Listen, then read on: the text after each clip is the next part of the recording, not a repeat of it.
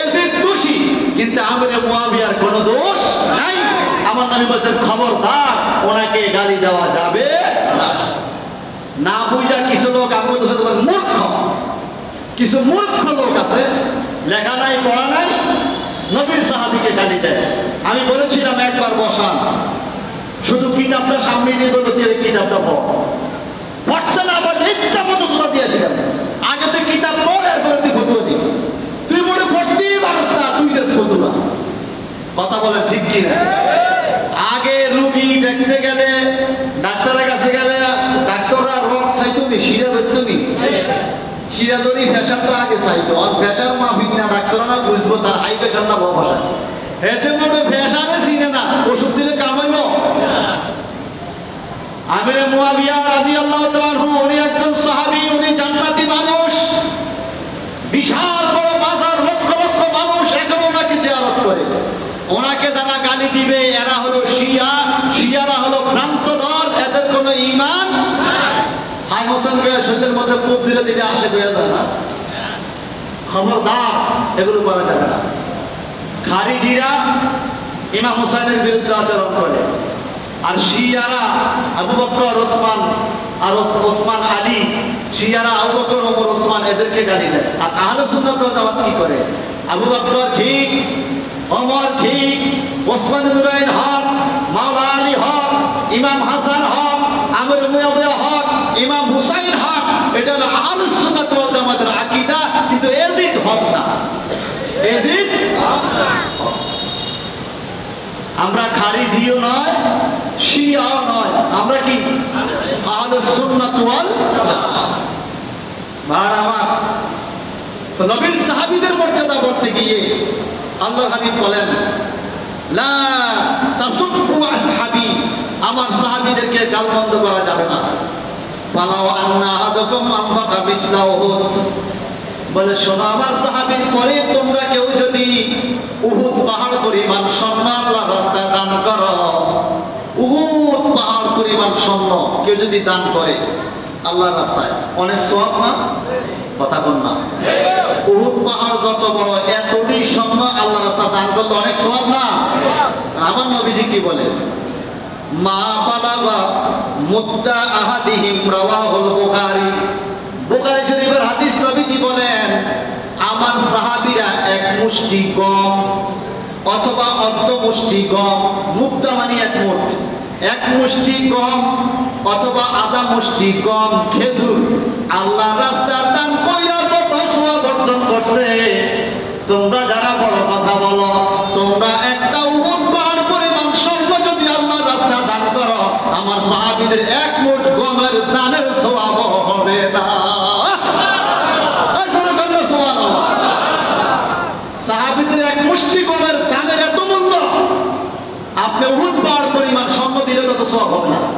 এখন আমার দেশের যে কওমি মৌলবী বলছে আবু বকর সিদ্দিকের চেয়ে তার সওয়াব বেশি, তা আমার নবী কত উহুদ পাহাড় পরিমাণ স্বর্ণ দিল, আবু বকর সিদ্দিকের এক মুষ্টি গমের দামও হবে না। ভাই আমার, তাহকিকের অভাব, গবেষণার অভাব। বর্তমানে যারা গোমরা হচ্ছে এরা গবেষণা করে না, মূল কিতাব থেকে দূরে সরে গেছে। একজনের কথা একটা বলছে, ওই যে একটা কথা আছে না, বুঝে কম লাভায় বেশি। কথা কর না, বুঝে কম লাভায় বেশি। লাভ দিলে মনে করে বড় নামাজি হয়ে গেছে। আল্লাহর হাবিব বলেন আমার সাহাবীদের এক মুষ্টি দাম তোমাদের উহুদ পাহাড়ের চাইতেও আরো বেশি মূল্যবান। নবীজি বলেন মা মিন আহাদিন মিন আসহাবি ইয়ামুতু বিআরদি ইল্লা বুইসা কায়দা ওয়া নূরান লাহুম ইয়াওমাল কিয়ামা, রাওয়াহু তিরমিজি। নবীর সাহাবীদের কত দাম। কোন এলাকায় যদি নবীর কোন সাহাবী ইন্তেকাল করে, আল্লাহর হাবিব বলেন ওই সাহাবীরা ওই এলাকার নূর হিসাবে, সরদার হিসাবে তোমাদেরকে লইয়া কিয়ামতের ময়দানে হাজির হবে। ভাগ্য ভালো যদি হয় কোন এলাকা নবীর সাহাবীর মাজার থাকে, যদি আপনি সে এলাকা থাকেন, বাস করেন আর মারা যান, নবীজি বলছে ওই সাহাবী ওই এলাকার নূর হবে, আর লিডার হইয়া তোমার তোমাদেরকে নিয়ে কিয়ামতে হাজির হবে। তাহলে বুঝে গেল নবীজির এক একজন সাহাবী এক একটা এলাকার লিডার। কথা বলা ঠিক কিনা? এখন সেই কর্মী বলে আমার ইবাদত লিডারের চাইতে বেশি, এটা কি কর্মী না জাহান্নাম? কি যে বুঝে না সেটাই বুঝে না। এই কথা কোন ঠিক কিনা? মাঝে মাঝে আপনারা বলেন না তুমি কিছু বুঝো না। আমরা ক্লাসের মধ্যে 3 রকম ছাত্রের কথা বলি। কিছু ছাত্র আছে কিছু বুঝে কিছু বুঝে না, কিছু আছে সব বুঝে, সারা যা করা অঙ্ক সব এত বুঝে, কিছু আছে কিছু বুঝে কিছু বুঝে না, কিছু ছাত্র আছে চুপ করে রয়েছে, লেও না সারা কিছু শিখাও না। কারণ কি জানেন? সে কিছু বুঝে না, হেঁটে বুঝে না, কিছুই বুঝে না সেটাই বুঝে না। প্রশ্ন করতে হইলেও তো বুঝতে হবে আমি কি জিজ্ঞা বুঝাতে হবে, সারা কি জিজ্ঞা এটাও বুঝে না। আমাদের দেশে যারা সাহাবায়ে কেরামের বিরুদ্ধে কথা বলে, ওলি আল্লাহর বিরুদ্ধে কথা বলে, মাযহাব মিল্লাতের বিরুদ্ধে কথা বলে, সুন্নাত জামাতের বিরুদ্ধে কথা বলে, এরা হলো ওই 3 নম্বরের ছাত্র, কিছুই বুঝে না তাই বুঝে না। এই কথা বলেন ঠিক কিনা? আল্লাহ নবী বলেন তোমাদের মধ্যে কে বেশি দামি শোনো? কে? ওয়ান মুহাম্মদ ইবনে হানাফিয়া, মুহাম্মদ ইবনে হানাফিয়া থেকে হাদিস বলেন, তিনি বলেন কুলতু লি আবি আইয়ুন নাস খায়রুন বাদা রাসূলুল্লাহ সাল্লাল্লাহু আলাইহি ওয়াসাল্লাম। আমি জিজ্ঞেস করলাম আমার নবীজির পরে সবচেয়ে শ্রেষ্ঠ মানুষ কে নবীর উম্মতের মধ্যে? ক্বালা আবু বকর। সুবহানাল্লাহ। নবীজি বললেন আমার পরে উত্তম মানুষ হলো আবু বকর। আর বড় করে বলতে সুবহানাল্লাহ। কত উত্তম! আল্লাহ পাক বলেন হাবিব গারে সূরে হিজরতের রাতে আবু বকর ভয় পাচ্ছে, আপনি ভয় পাচ্ছেন। আবু বকরকে বলেন লা তাহজান ইন্নাল্লাহা মা'ানা, তোমরা আমাদেরকে, আপনি বলেন হে আবু বকর আমরা দুইজন না? বলে আমরা তো দুইজনই। কারে আমরা দুইজন না, আমাদের সাথে আরেকজন বন্ধু আছে। কয় কে? কয় আল্লাহ। সুবহানাল্লাহ। খোদার খোদাইতে 3 জন বন্ধু যদি এক জায়গায় থাকে এদের মধ্যে একজন হলো আবু বকর। আল্লাহ যাকে বন্ধু বলছেন তিনি আবু বকর সিদ্দিক। সুবহানাল্লাহ। আমার নবীজি বলছে আবু বকর তুমি আমার দুনিয়ারও বন্ধু বেহেশতেরও বন্ধু। যাকে মহব্বত করে, যার কন্যা বিয়ে করেছেন আমার নবী, যাকে শ্বশুর বানাইছেন। সুবহানাল্লাহ বলেন। প্রধান 4 জন খলিফার আত্মীয়তা আমার নবীর সাথে। আবু বকর আর ওমর নবীজির শ্বশুর। আবু বকর সিদ্দিক বিয়ে করছে আয়েশাকে, আবু বকরের মেয়ে আয়েশাকে বিয়ে করছে আমার নবী। সুবহানাল্লাহ বলেন। আর ওমর ফারুকের মেয়ে হাফসাকে বিয়ে করছে আমার নবী। তো 2 জন শ্বশুর, এই 2 জন ছিল সিনিয়র। আর তুলনামূলক জুনিয়র ছিল ওসমান জিনের মাওলা আলী। আমার নবী 2 জনের সাথে আত্মীয়তা করছে, মেয়ে বিয়ে দিয়ে 2 জনকে বানাইছে জামাই। বড় করে এখন সুবহানাল্লাহ। কত ভালোবাসা সাহাবায়ে কেরামের প্রতি আল্লাহর হাবিবের। সুবহানাল্লাহ বলেন।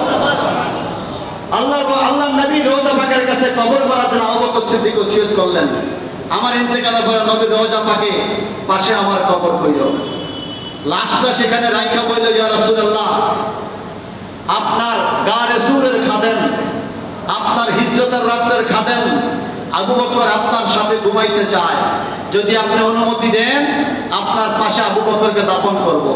আবু বকর সিদ্দিক বললেন যদি অনুমতি না পাও দরবার থেকে তাহলে তোমরা আমার লাশটাকে জান্নাতুল বাকির কোথাও দাফন করে দিও। আবু বকর সিদ্দিকও জানে রওজা পাক থেকে আমার নবী অনুমতি দিতে পারে, কারণ আল আমবিয়াউ আহইয়াউন ফি কুবুরিহিম, সমস্ত নবীরা নিজ নিজ রওজা পাকে জিন্দা।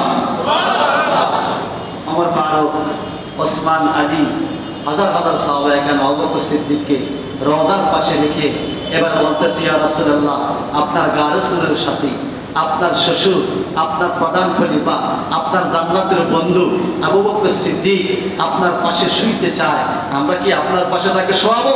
কবরটা কি আপনার পাশে করবো? এভাবে বলতেছে রওজা পাকে।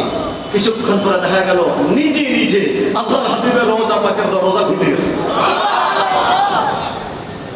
সারা বিশ্বের সভাপতি কিয়ামতের ময়দানে যার হাতে কাউসার থাকবে, যার হাতে হাউজে কাউসারের চান্দা থাকবে, লেও হাম থাকবে, যিনি সুপারিশের মালিক, যিনি হাবিবুল্লাহ, যিনি আল্লাহর দিদার পেয়েছেন, সেই নবী যার জন্য রওজা পাকের দরজা খুলে দিয়েছেন, সে আবু বকরের আমল কি কম না বেশি? সুবহানাল্লাহ। উনি সেখানে দাফন হলো, আমার ভাইয়ের কাছে সেখানে দাফন হলো। কি তকদীর! যত মানুষ নবীর রওজা পাকে সালাম দেয় তত মানুষ আবু বকর সিদ্দিক আর ওমরকেও সালাম দেয়। আরো জোরে বলো সুবহানাল্লাহ। সাহাবায়ে কেরামের মর্যাদা দিছে কে? আল্লাহ। কে? এবার বস্তুত আল্লাহ হলো হুজুর আবু বকর সিদ্দিক আপনার পরে, তারপরে কে? নবীজি বললেন সুম্মা ওমর, এরপরে মর্যাদাবান হলো ওমর। ওয়া খাশিতু আইয়াকুলা ওসমান, সুবহানাল্লাহ। এই যে শিয়ারা বলে আবু বকর সিদ্দিক ওমর ওসমান খেলাফত পায় নাই, জোর করে নিছে আলী হওয়ার কথা। আমার নবীর হাদিসের ধারাবাহিকতা দেখেন, প্রথম বলছে আবু বকর, এরপরে বলছে ওমর, এরপরে বলছে ওসমান, সুবহানাল্লাহ বলেন। সুম্মা আনতা কুনতু সুম্মা আনতা ক্বালা মা আনা ইল্লা রাজুলুন মিনাল মুসলিমিন। এবার সাহাবায়ে কেরাম বলল যে আপনি বলেন তো এরপরে কি আপনার কথা বলছে নাকি? বলে না, আমি তো মুসলমানদের একজন খাদেম। অনেকে মন্তব্য করছে এই আপনিটা কে? হযরত আলী, সুবহানাল্লাহ। তাহলে ওসমানের পরে আলী। আল্লাহর হাবিব এইভাবে ধারাবাহিকতা হাদিস বর্ণনা করেছেন, যার জন্য খেলাফতটাও এইভাবেই আসছে। আলহামদুলিল্লাহ বলেন। তো সাহাবায়ে কেরাম অনেক মর্যাদা, অনেক বরকত। কেমন বরকত? আল্লাহর হাবিব একদিন সাইদা উহুদ পাহাড়ে উঠলেন, আবু বকর, ওমর ওয়া ওসমান ফারাজাবা বিহিম। যখন পাহাড়ের মধ্যে উঠলেন আমার নবীজি, সাহাবায়ে কেরাম, আবু বকর, ওসমান, ওমর যখন পাহাড়ে উঠলেন তখন পাহাড়টা কাঁপা আরম্ভ করছে। পাহাড় নিজে নিজে কাঁপে। আমরা পাহাড়ে উঠলে তো আমরা কাঁপি, নবী আর সাহাবীরা পাহাড় কাঁপে। এখন আমার নবীজি কি বলে?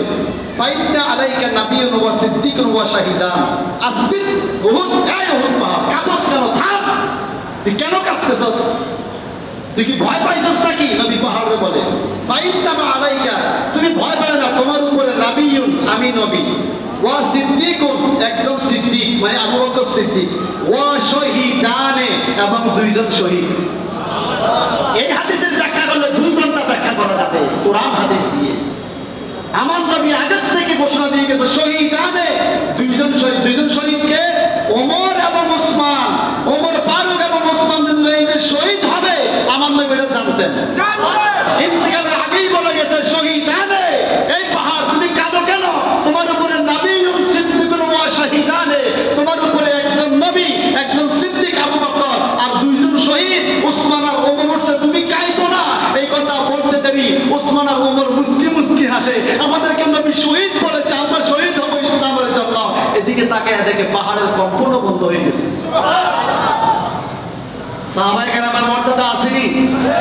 এভাবে বলতে গেলে অনেক লাগবে, শুধু আপনাদেরকে বলবো নবীজির পরে সাহাবায়ে কেরামের মর্যাদা। আমাদের কাউকে গালি দেওয়া যাবে না।